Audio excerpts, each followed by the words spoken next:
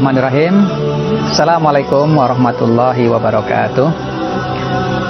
Rumah Quran Wasilaturrahmah Hidayatullah didirikan dalam rangka membangun generasi Qurani.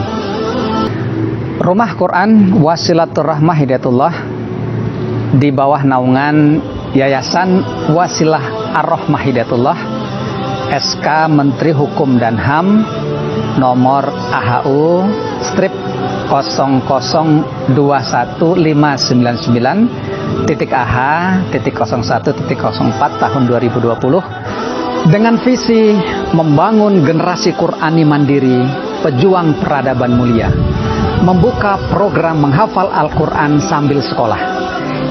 Program menghafal Al-Quran sambil sekolah ini berlangsung selama 4 tahun, dimulai dari kelas 9 sampai dengan kelas 12.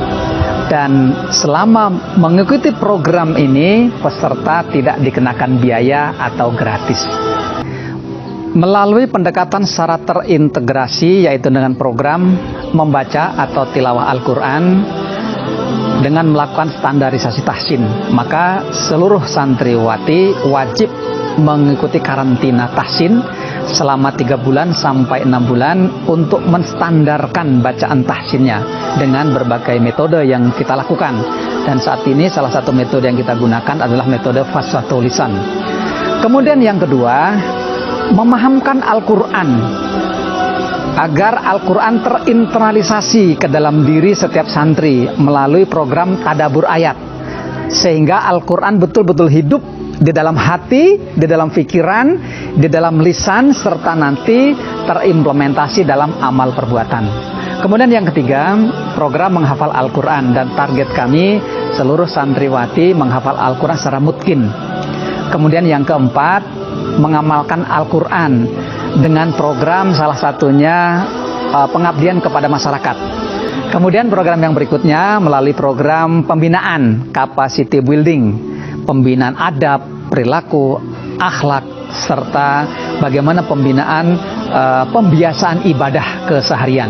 Dan yang berikutnya adalah program kemandirian life skill, memasak, berenang, berkuda, memanah, dan lain sebagainya. Program menghafal Al-Quran sambil sekolah diimplementasikan dari dana infak, dana sodakoh, dana wakaf, serta dana sosial dari para donatur rumah Quran. Assalamualaikum warahmatullahi wabarakatuh. Perkenalkan, saya Samsuri sebagai pendiri Rumah Quran Wasilaturrahmah Hidayatullah. Bersama saya ini pengelola Rumah Quran. Di samping saya ini Umi Khairunisa, kemudian di ujung sana Kak Nia Khairunisa selaku musrifah di Rumah Quran Wasilaturrahmah Hidayatullah. Kemudian di sebelahnya Kak Dafa, beliau sebagai asisten musrifah. Rumah Quran Wasilaturrahmah Hidayatullah secara izin, alhamdulillah kami telah mendapatkan izin legalitas yayasan dari Kementerian Hukum dan HAM. Kemudian kami teruskan ke pemerintah Kota Bandar Lampung, kemudian pemerintah di kecamatan sampai dengan kelurahan.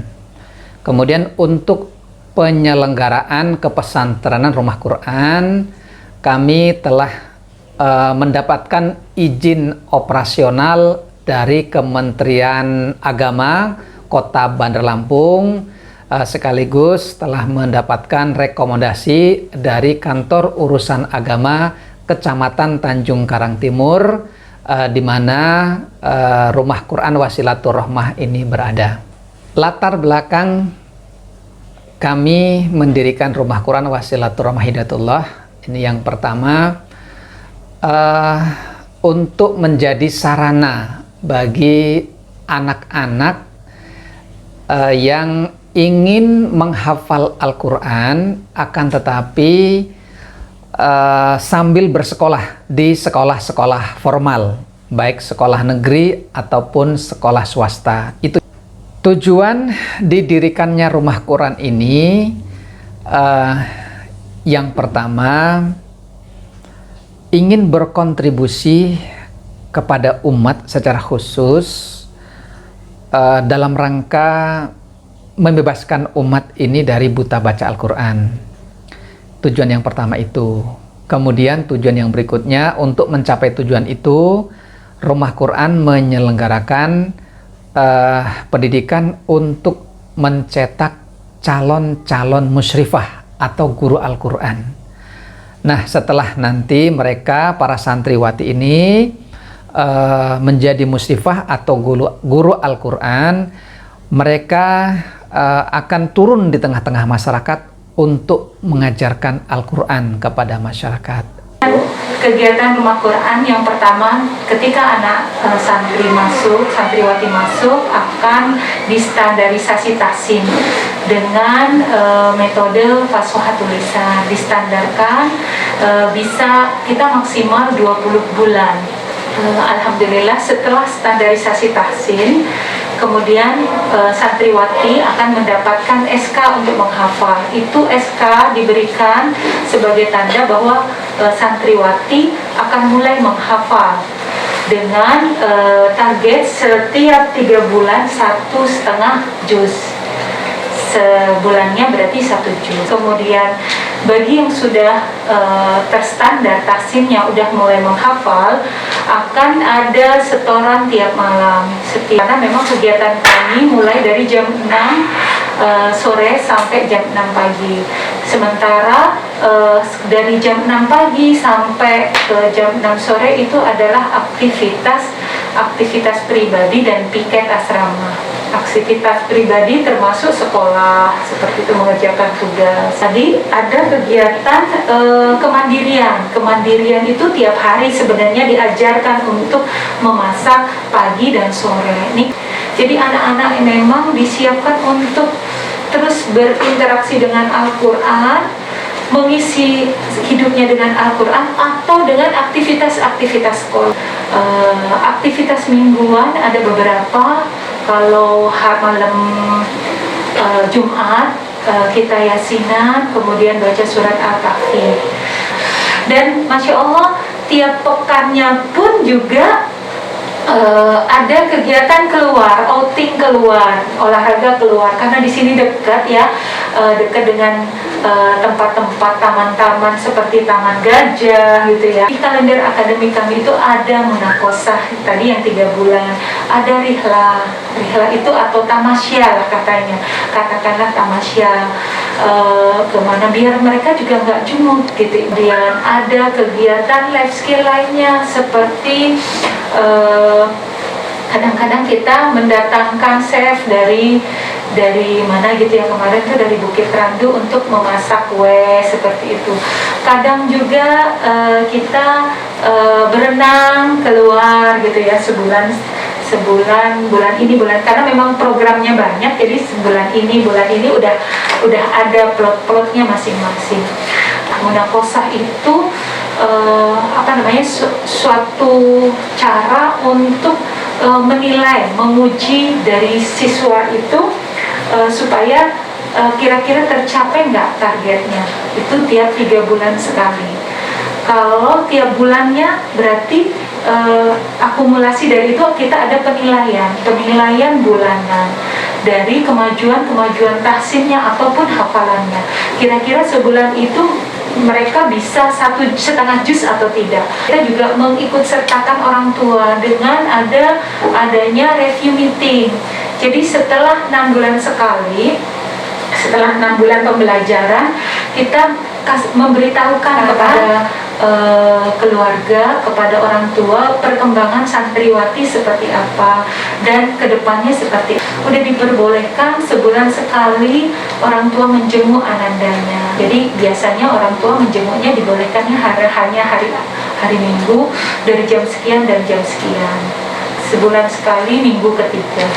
Tapi ketika Ramadan ini banyak sekali kegiatan yang diinisiasi oleh santriwati. Jadi audisi yang emang khusus untuk menyemarakan Ramadan, jadi dilaksanainnya emang khusus di bulan Ramadan. Jadi ini termasuk salah satu agenda Rumah Quran yang tahunan. Terus di tampil Quran audition ini kita juga jadiin sebagai sarana untuk syiar kita sebagai salah satu sarana tempat untuk menghafalkan rumah Quran itu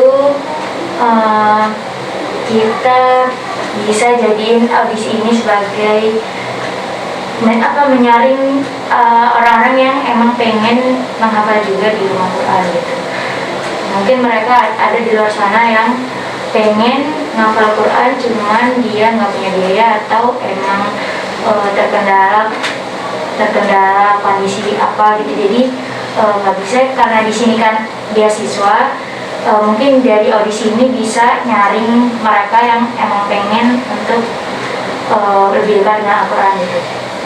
Terus Quran audition ini dia untuk seluruh Indonesia, jadi mau di mana aja boleh ikutan, dan ini acaranya secara online. Cuman nanti ketika udah finalis, 10 finalis itu bakal diundang ke sini. Cuman emang kalau memang kondisinya nggak bisa, karena kita kan sekarang lagi pandemi juga, terus ini kan programnya program santri, jadi santri yang buat semua acara dari awal sampai akhir. Nah itu kalau emang yang di luar Lampung atau yang jauh nggak bisa kesini, bisa dibuat hybrid, dia online dan offline. Cuman diutamakan untuk hadir ke sini sebagai semangat juga kita ke lingkungan sekitar sini. Terus Tartil Quran audition ini dibuka untuk siswa SMP kelas 7, kelas 8, dan kelas 9 dan kelas 6 SD. Untuk yang SMP juga begitu, mempersiapkan untuk SMA-nya, karena kan kalau di sekolah-sekolah itu ada jalur prestasi. Nah, salah satunya ada prestasi Al-Quran. Jadi dari lulusan misalnya dari rumah Quran udah punya hafalan nih SMP, pas masuk SMA bisa pakai jalur prestasi dari itu. Kalau misalnya di bulan Ramadan ini kita banyak banget acaranya, insya Allah berkah buat kita semua.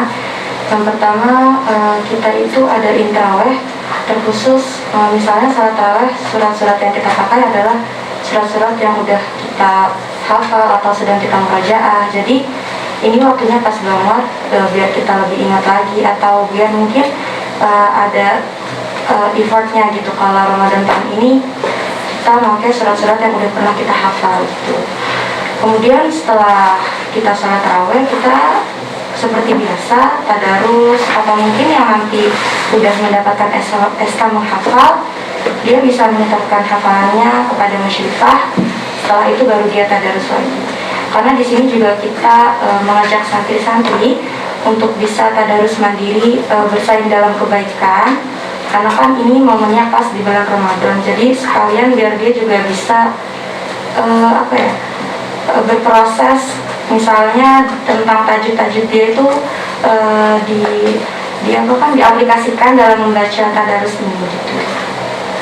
Kemudian ketika tahajud juga dalam momen Ramadan ini kita pakainya surat-surat yang udah dia hafal atau surat-surat yang akan disetorkan kepada musyrifahnya.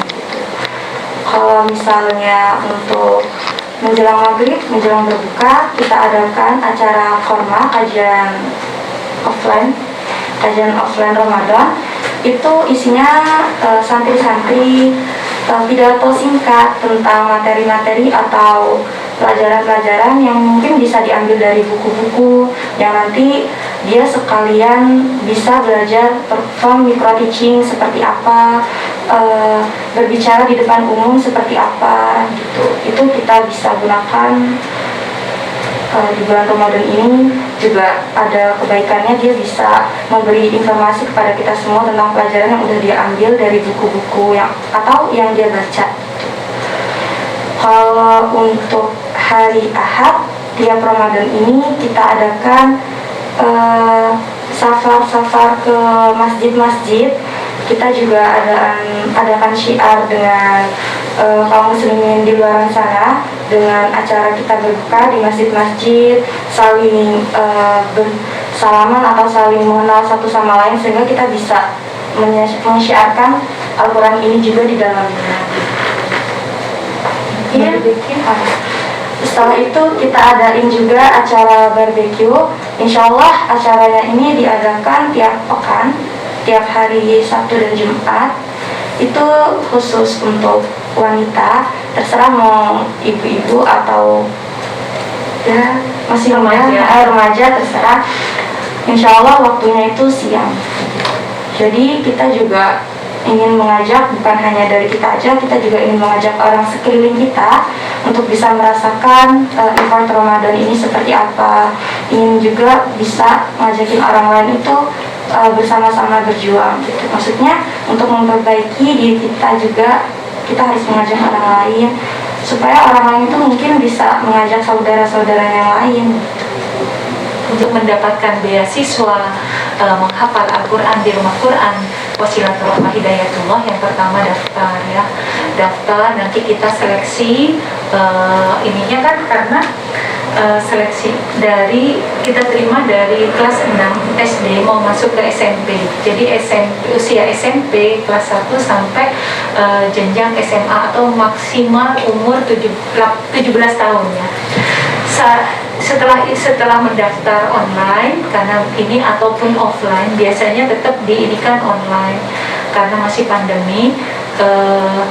Mereka akan dijadwalkan untuk tes sesuai dengan jadwalnya dan akan diseleksi tahsin ketika mereka sesuai dengan standar, kita terima.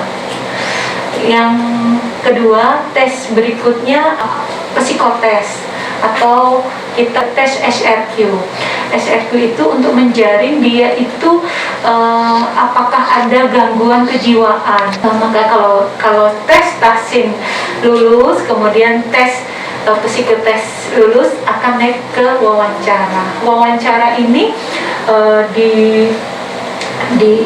dilakukan untuk seberapa komitmen calon santriwati tersebut untuk berjuang untuk membumikan Al-Quran. Ada komitmen untuk mengajarkan Al-Quran sampai sepanjang hidupnya, maka kita tidak akan terima walaupun hafalannya udah 30 juz misalnya, seperti itu. Jadi itu untuk syarat menjadi mendapatkan beasiswa menghafal di Rumah Quran Wasilatul Rahmah Hidayatullah. Nah, di Rumah Quran Wasilatul Rahmah Hidayatullah itu ada 3 jenjang. Yang pertama itu muda. Muda ini kedepannya sebenarnya akan ditujukan untuk setiap santriwati yang komitmen ingin belajar Al-Quran, dan itu tidak mungkin. Rencananya seperti itu. Dia outputnya untuk apa? Supaya dia bisa standar bacaan Al-Qurannya sesuai sanadnya gitu ya, sesuai bersanad langsung ke Rasulullah SAW. Karena ya tadi kita memakainya pakai fasohatul lisan. Jadi santri muda ini utamanya adalah lulus tahsinnya, kemudian sesuai dengan sanad gitu ya, bersanad. Baru setelah itu naik ke jenjang madya. Madya ini dia harus selesai tahsinnya tadi metodenya fasohatul lisan, kemudian dia outputnya, keluarannya akan bisa 5 juz hafal Al-Quran. Kemudian kenapa kita menstandarkan untuk 5 juz hafal Al-Quran? Supaya dia bisa diterima di sekolah-sekolah favorit yang memang ada jalur prestasi, contohnya SMA 2 seperti itu, atau SMA favorit lain, Al-Kausar juga seperti itu, bisa diterima dengan hafalannya. Yang ketiga, jenjang berikutnya, ketika nanti di sini sudah mau masuk ke jenjang di atasnya adalah jenjang utama. Jenjang utama ini adalah santriwati yang sudah 5 juz itu akan tinggal di sini. Di sini tempatnya namanya rumah Quran utama, RQH utama di sini tempatnya. Di sini udah dipersiapkan untuk menjadi musyrifah atau guru Al-Quran. Tadi syaratnya dia hafal 5 juz Al-Quran, terstandar tahsinnya. Jadi kalau ada yang mau langsung ini ya harus standar dulu tahsinnya, baru bisa masuk ke utama. Kemudian kita bekali untuk bisa mengajarkan Al-Quran, mengajarkan Al-Quran kepada masyarakat dengan metode-metode yang mudah dipahami. Nah, di sini udah mulai program-program untuk bagaimana penyampaiannya, bagaimana micro teaching supaya Al-Quran itu menyenangkan gitu ya, menyenangkan untuk dipelajari gitu. Jadi nggak stres belajarnya. Nah, ini anak-anak yang di rumah Quran utama ini dibekali untuk belajar mengajar Al-Quran dengan menyenangkan seperti itu. Nah, outputnya rumah Quran utama itu akan menjadi yang tadi, menjadi seorang musyrifah. Musyrifah standar kami 15 juz minimal mungkin, dan bisa mengajarkan. Nah, baru kemudian kita akan sebar musyrifah itu untuk mengajarkan ke masyarakat. Dan nanti untuk prestasi untuk akademiknya kita dorong sesuai dengan bakatnya, karena kebetulan pembina kami ini punya skill untuk mencari bakat dengan dengan tes DISC, akan diarahkan bakatnya kemana, untuk kuliah di mana, seperti itu. Dan akan nanti di tempat kuliah atau universitas-universitas favorit. Kan juga ada juga ya universitas-universitas yang menerima itu dengan jalur prestasi. Kami pengelola Rumah Quran Wasilatur Rahmah Hidayatullah mengucapkan terima kasih. Wassalamualaikum warahmatullahi wabarakatuh.